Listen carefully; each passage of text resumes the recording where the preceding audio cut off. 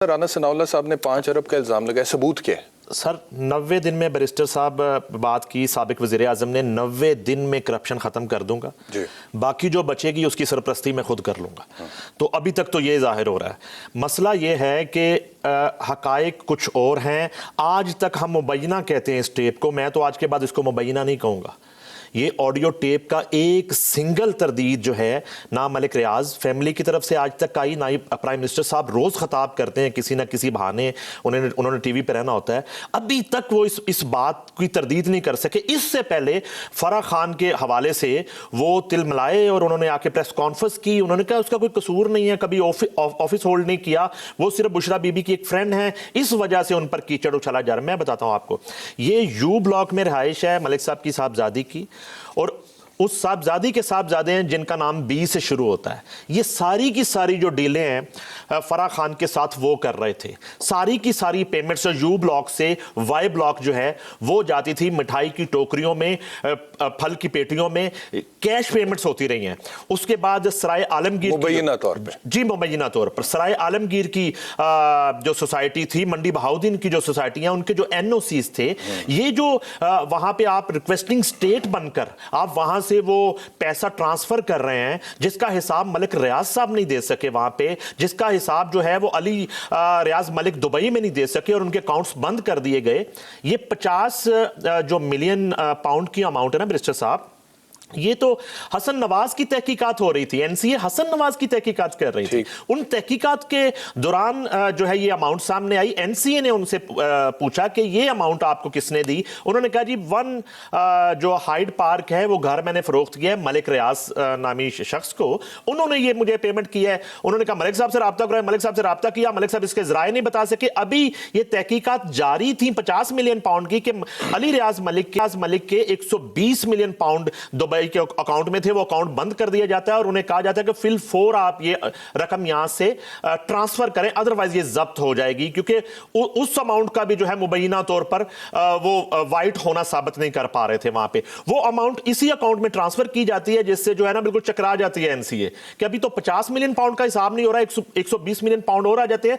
इनके तमाम असासे यूके में, इनकी तमाम बैंक अकाउंट्स जो है वो मुंजमद कर दिए जाते हैं, सील कर दिए जाते हैं, जिनकी मालियत 400 मिलियन पाउंड बनती है। और फिर ये सेटलमेंट होती है। फिर ये सेटलमेट ठीक है। फिर मलिक रियाज साहब राब्ता करते हैं उस वक्त के वजीर आज़म इमरान खान साहब से, और खान साहब जो हैं वो टास्क सौंपते हैं शहजाद अकबर साहब को, जो कि एसिड रिकवरी यूनिट के हेड थे उस वक्त, और वो इस लेटर को सील करते हैं स्टेट सीक्रेट बना के। जी। सर किस तरह स्टेट सीक्रेट, ये लेटर किस तरह स्टेट सीक्रेट उन्होंने बना दिया, किस तरह इन कैमरा ब्रीफिंग देके काबीना से मंजूरी भी ले ली, इसको सील भी कर दिया। तो इतने खूबसूरत तरीके से इमरान खान साहब करप्शन का खात्मा अगर करते रहे हैं तो अल्लाह ही हाफिज़ है फिर। अच्छा, एक बड़ी इंटरेस्टिंग बात इसके अंदर, ये जो आज राना सनाउल्लाह साहब ने डॉक्यूमेंट शेयर किए हैं, ये जो लिखा हुआ है खत शहजाद अकबर साहब की तरफ से, इसमें पैराग्राफ नंबर 4 है। टोटल एनसीए का ये ट्वीट मेरे पास है, जिसमें एनसीए कहती है कि जो सेटलमेंट मलिक रियाज हुसैन के साथ हुई है वो 190 मिलियन पाउंड की हुई है। शहजाद अकबर साहब इस खत में जिक्र कर रहे हैं 140 मिलियन पाउंड का। तो बाकी का जो 50 मिलियन है वो वही प्रॉपर्टी है वन हाइड पार्क जो हसन नवाज साहब की थी, राइट? उसमें हसन नवाज को क्लीन चिट दे चुकी है एनसीए। ठीक है। वो जो प्रॉपर्टी है one Hyde park 50 million pound की, उस हवाले से पैराग्राफ नंबर 4 में ये लिखा हुआ है, ये शहजाद अकबर साहब लिख रहे हैं कि it was also agreed under the settlement agreement, यानी कि जो सेटलमेंट एग्रीमेंट इनका एनसीए के साथ हुआ है, मलिक साहब का, मलिक रियाज हुसैन साहब का और एनसीए का, that the respondents will surrender one Hyde Park Place to an independent agent to sell and repatriate the funds to the state of Pakistan in the similar manner stated above within a maximum period of 2 years। यानी कि ये पता था इनको, और ये date क्या है इसकी डेट है जी 2 दिसंबर 2019। ये जो खत लिखा गया है शहजाद अकबर साहब की तरफ से, 2 साल के अंदर शहजाद अकबर साहब की जिम्मेदारी थी बतौर adviser to prime minister on accountability के वन हाइड पार्क का जो 50 मिलियन पाउंड है वो वहां पे प्रॉपर्टी बेचकर दोबारा रियासत पाकिस्तान के अकाउंट में जमा कराए जाए, और 2 दिसंबर 2021 को वो 2 साल पूरे हो जाते हैं। बिल्कुल। और वो नहीं हुआ। इमरान खान साहब के दौरे हुकूमत में अभी शहबाज शरीफ की हुकूमत नहीं आई है, यानी कि जो 140 मिलियन पाउंड कैश दे दिया एनसीए ने, वो तो आपने फौरन वापस कर दिया। जो उनकी प्रॉपर्टी थी आप अपने 2 साल में वो भी बचाते रहे।